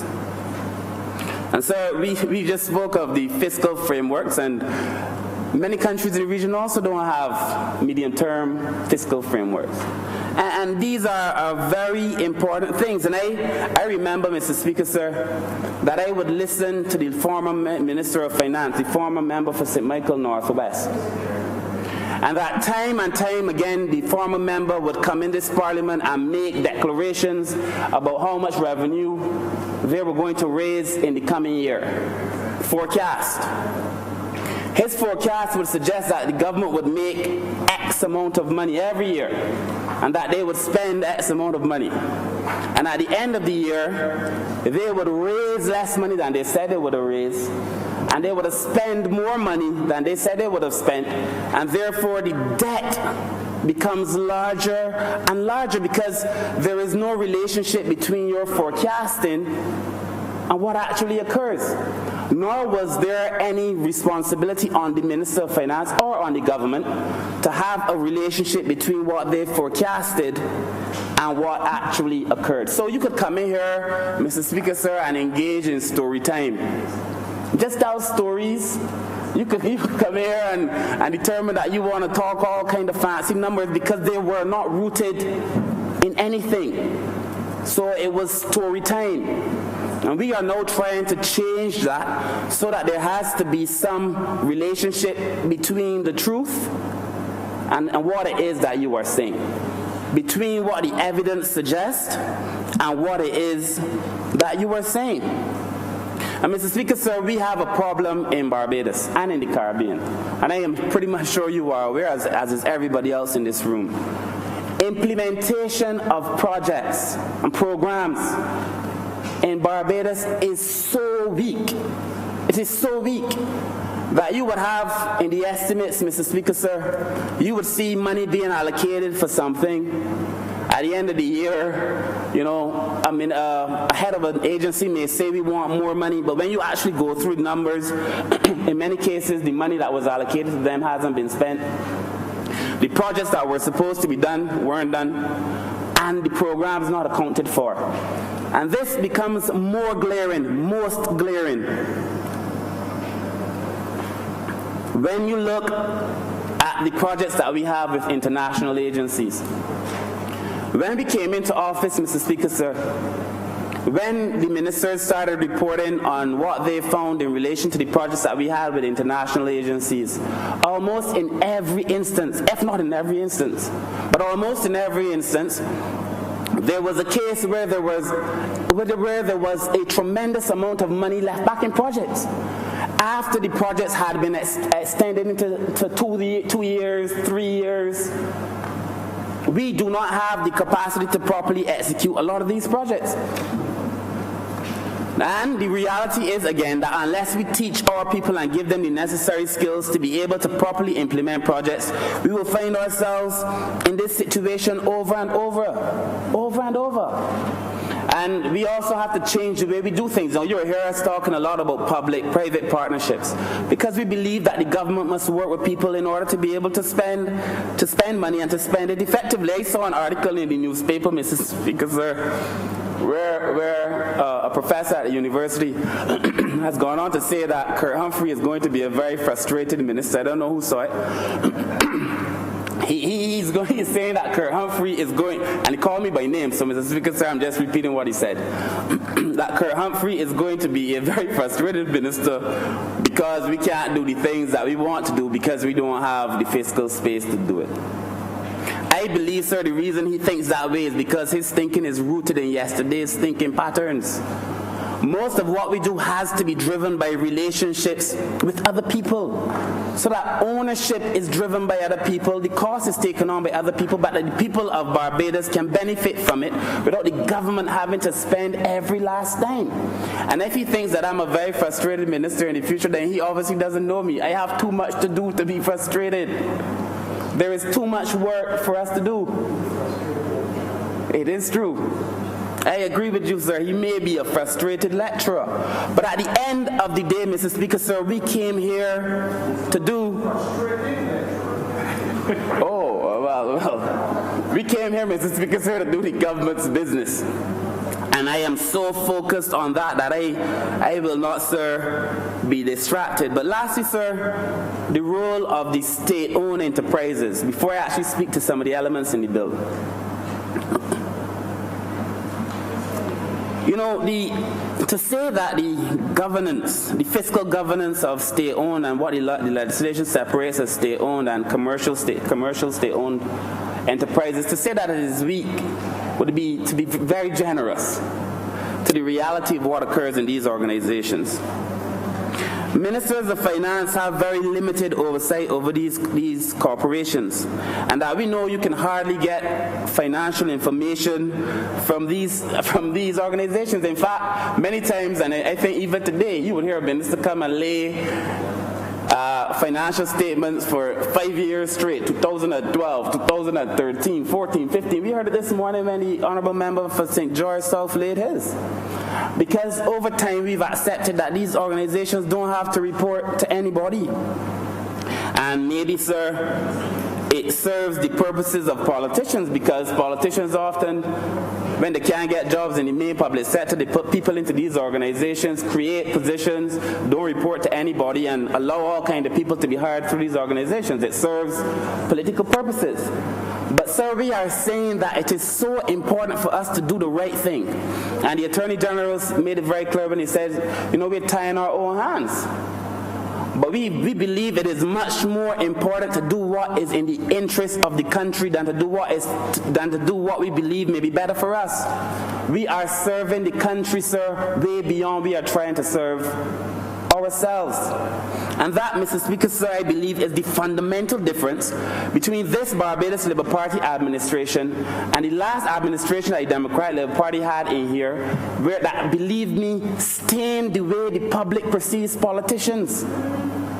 That is the fundamental difference that we hold as the highest priority. We've given primacy to the idea that we must serve the country first and not ourselves, Mr. Speaker, sir. But, Mr. Speaker, sir, I find it very interesting as well, you know, when I listen to what is being said. And I know we have to change the way these state-owned organizations are being run. Because we can't just keep trying to push people here and push people there. The Prime Minister speaks of completing the circle of enfranchisement, giving people the opportunity to really own something. And in the fishing industry, sir, I look forward to the day, you know, let me digress for a second, because it is becoming more and more apparent to me now that banks in Barbados are refusing to give fishermen loans for boats. So a fisherman could go and produce all his records. A fisherman could say to the bank owner, these are my projections, like any other businessman would. This is how I intend to repay you, and that you can't get a loan now as a fisherman because you are a fisherman. That is how the banks in Barbados are treating the people. And so if the banks won't do it, I believe that as a responsible government, we're going to have to find a way to strengthen the hands of these fisher folk, but that we have to have a conversation with those banks so that we could complete the circle of enfranchisement for everybody. But Mr. Speaker, sir, if you look at the actual personal emoluments, the amount of money we pay in salaries, Mr. Speaker, sir, in the public sector and in the state-owned enterprises, we are talking about a tremendous amount of money, and it really is unsustainable. And a lot of that comes down to the way we have managed our finances. It is simple math. I think I heard the Honourable Member for Peter use the analogy sometime, maybe it was today, where it is simple. I mean, it is not, you don't need to be an economist to know that if you keep spending more than you are earning, you're asking for trouble. And if you are allowed to come in here and engage yourself in financial conjecture and make up all kind of numbers during your story time estimates presentation and budgets, then you're also asking for trouble. Because the reality is that there is a lot at stake. And it bothers me, Mr. Speaker, sir, that at this stage in our development, we are now seeking to do things that we should have done a long, long time ago. I cannot accept any proposition or supposition that would lend the public to believe that the only reason we are having this conversation is because the IMF said so. This is a conversation that we have to have, because a serious government determines that it must have serious conversation. And so, Mr. Speaker, sir, let us look at the bill itself. And you know, the first thing, Mr. Speaker, sir, you would notice, I mean, there are many things. I can't speak to all because I don't have as much time as the Honourable Leader of the Opposition had. But, Mr. Speaker, sir, the first thing I wish to speak about is the role of the Comptroller General. So No. I'm pretty happy where I am, sir. I trust that you are happy where you are. I really hope so. But Mr. Speaker, sir, in section 13.1, I think it's on page 26 of the new bill, we addressed for the first time the idea of a Comptroller General. And the Comptroller General has a lot of responsibilities, sir, some taken from the Director of Finance and some taken from the Accountant General. But you know, when people say things like there are too many ministries, the reality is, Mr. Speaker, sir, that you had positions in government and responsibilities in government under the Accountant General and other people that were not being done. Simply too much work for one person. And if we are going to be serious about the oversight of our fiscal legislation, our responsibility, sir, we needed to create a new position to address some of these things. And the Comptroller General, sir, that is mentioned in section 13.1 addresses some of these things. So we have to recognize that in this new Barbados, things have to get done. Things have to get done.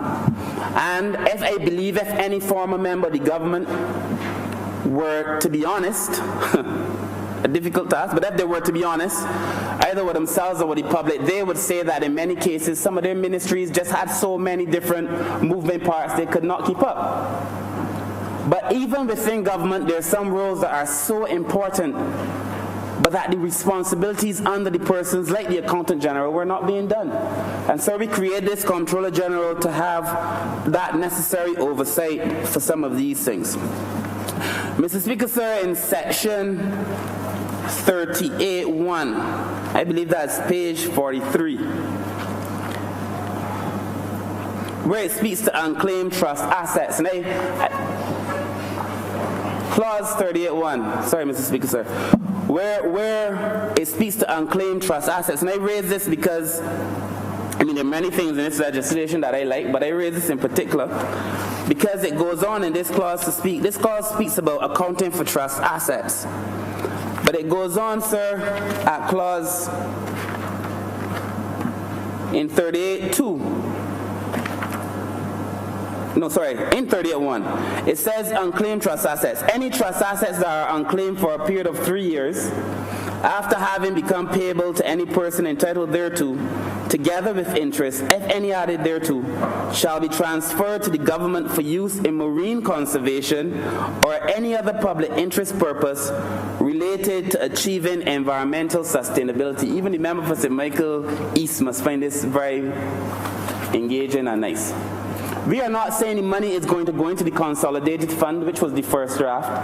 We are saying that we are so serious about maintaining our marine space and so serious about maintaining our environment that written in to this bill in clause 38.1 is the idea that any such funds must go to marine conservation or any other public interest purpose related to achieving environmental sustainability. Because the things that we say we are serious about, so we put it in the legislation so people know that we are serious about it. And to hold ourselves to that higher standard, sir, which to my mind is the true test of governance. And at the end of the day, Mr. Speaker, sir, I believe that is why all of us, including the member, my good friend for St. Michael West, I believe that's why all of us are here. Because we want to hold ourselves now to the highest aspects of governance, because we know what we saw in the last 10 years hurt this country. We know it. And therefore, we do not wish to put in place any systems that will continue to hurt the country. And Mr. Speaker, sir, at section 41.1, on page 45, in the legislation, in clause 41.1, I apologize. Mr. Speaker, sir,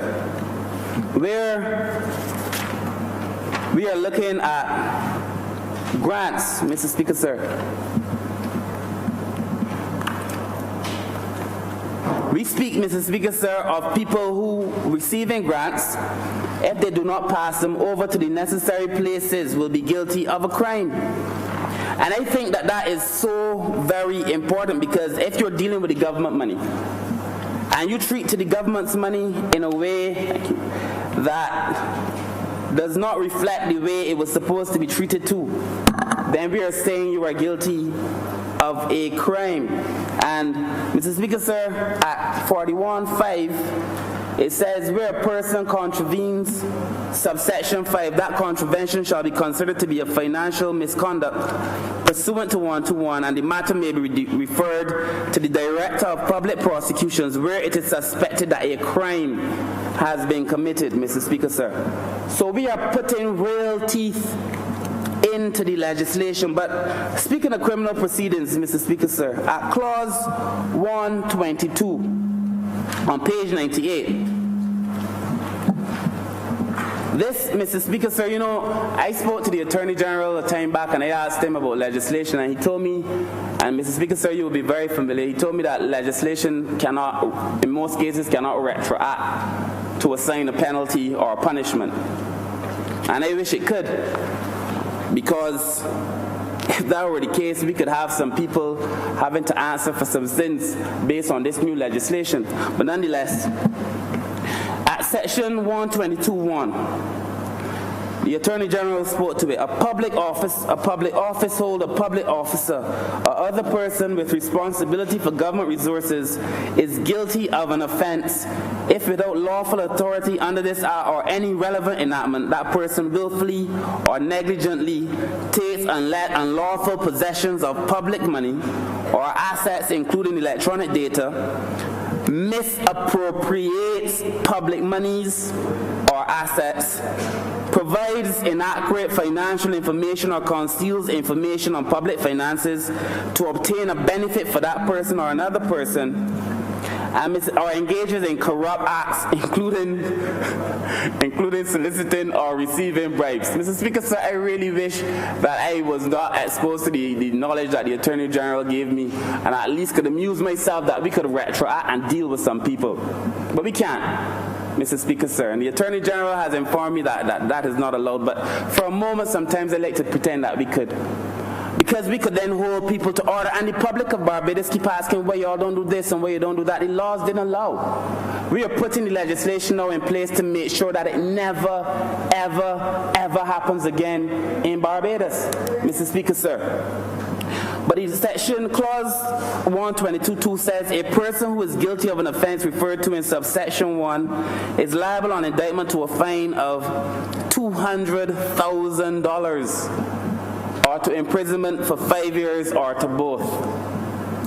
And Mr. Speaker says, so set is the mind of the public. When the Attorney General spoke to this privately, he said that originally the clause said, I think it was $170,000. And when he was on the call-in program educating the public about this new bill, it became very clear to him that the public wanted a higher penalty because they're so set on making sure that it never happens again. And so here it says $200,000. But Mr. Speaker, sir, all of this in place to make sure that none of us in this room can do the things that were previously done and get away with it. And that is necessary, sir, to have serious public financial management in 2019 and beyond. And Mr. Speaker, sir, I had a few more, but lastly I will speak to the one raised by the opposition leader on page 35, clause 23.1, that speaks to contingencies. And we discussed this before, so he knows my feelings on it, but clause 23.1. And, you know, I started reading a book recently. It is called Conspiracy Theories and the People Who Believe Them. It's a good book. It's on American politics. I recommend it to everybody. Conspiracy Theories and the People Who Believe Them. Mr. Speaker, sir, if you read clause 23.1, clause 23.1 says the minister responsible for finance may include in the appropriations and expenditure head to be known as contingencies, which shall provide for an urgent and unforeseen need for expenditure, and not exceed 3% of the recurrent expenditure specified in the Appropriations Act. It goes on at clause 23.3 to say the Auditor General, in scrutinizing the utilization of the contingencies expenditure head, shall assess whether the funds have been allocated and utilized in the manner consistent with this Act, and shall report to Parliament on any improper utilization of funds specified by the contingencies expenditure head. Mr. Speaker, sir, the leader of the opposition finds this particular clause somewhat offensive to the extent that he had to put a reservation into the report. And you know, I am reminded again that it was the leader of the opposition who began by saying that the unscrupulous will always look for loopholes. Because, Mr. Speaker, sir, if you read the legislation, if you read what is being proposed, we are saying, Mr. Speaker, sir, that in the event that there is an urgent and unforeseen need for expenditure, that we have given the minister responsible for finance the opportunity to do so. Now what do you want us to say? I mean, it is urgent and it is unforeseen, but yet we must come and list. We must now come here and list all of these urgent and unforeseen possibilities, because we, sir, have the capacity to determine all the things that are urgent and unforeseen. It is not possible, Mr. Speaker, sir. The Honourable has 2 more minutes. Oh, man. I must leave out a lot of things. But, Mr. Speaker, sir, I have a lot of points to address to the leader of the opposition. But, Mr. Speaker, sir, urgent and unforeseen means Exactly. Urgent and unforeseen means urgent and unforeseen. So what do you want us to do? To give you a list? So that if we were to put in a list of urgent and unforeseen things, which would, in my mind, would make us a little bit reckless, but if we were to do that to appease the Honourable Leader, then when something happens that we did not foresee, then it therefore doesn't fit into this section, and you don't have the capacity to utilize the funds. Mr. Speaker, sir, I believe that this particular part of the legislation was meant to secure in the event that something has happened. Oh, I did not realize. Honourable member for St. Michael. Point of order. What's the point of order? Honourable member. The Honourable gentleman from St. Michael South. Honourable member from St. Michael South, who is also a gentleman, well qualified, is sir. misleading us somewhat. I never suggested any list of anything. All I'm saying, Mr. Speaker, is that you're according to the Minister of Finance and Cabinet the capacity to spend what could prove to be a substantial amount of public funds without referencing Parliament until after the event. An unforeseen need does not necessarily suggest any natural disaster or any such thing. It could be a need to help out a member from St. Michael East. No point of order. Continue, Honourable members in Michael South. Thank you, Mr. Speaker, sir.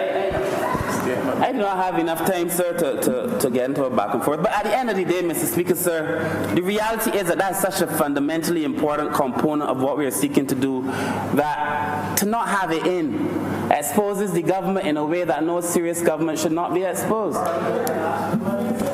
And Mr. Speaker, sir, I have 30 minutes, and like the Honourable Leader who had an hour and a half and still wants to talk.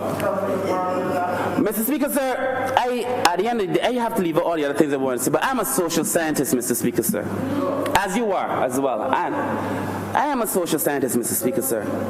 Thank you, Honourable Member for St. Thomas, but I'm a social scientist. I think, I cannot help but think about people in every single thing that I do.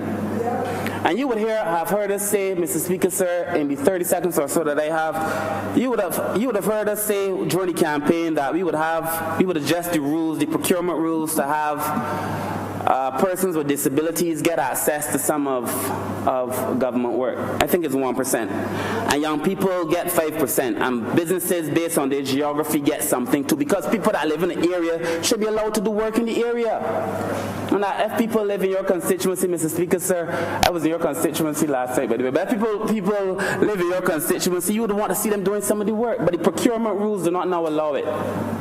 And therefore, as we pass this, we will come back again and adjust the rules, sir, to allow people to really have a say in their lives. So, Mr. Speaker, sir, as I close, I want to thank you, Mr. Speaker, sir, first of all, for giving me a few seconds. You went beyond your time, yes. You should thank me for that. I want to thank you for the extra minute or so that you gave me. Cognizant, Mr. Speaker, sir, that... Anyways. But Mr. Speaker, sir, lastly, let me just say that beyond public financial management and beyond GDP, I read an article very recently by Joseph Stiglitz where he spoke about GDP not being the only way to measure a country. And I offer this caution to the government, and my hope resides in the Honourable Member for St. Michael North East, who continues to put people first, that we, even though as we try to get the public financial management right, we stay focused on our social objectives to make sure that poor people can eat and that poor people can live in this country, Mr. Speaker, sir. And Mr. Speaker, I beg you and I thank you for your indulgence, and we will continue this conversation another time. I'm obliged, sir. Honourable for St. James North. Speaker, I beg to move that this sitting be suspended until 5:45. The question is that this Honourable Chamber be suspended until 5:45 in the PM. All those honourable members in favour, please say aye. Those against, please say no. We think the ayes have it. This Honourable Chamber is suspended until 5:45 PM.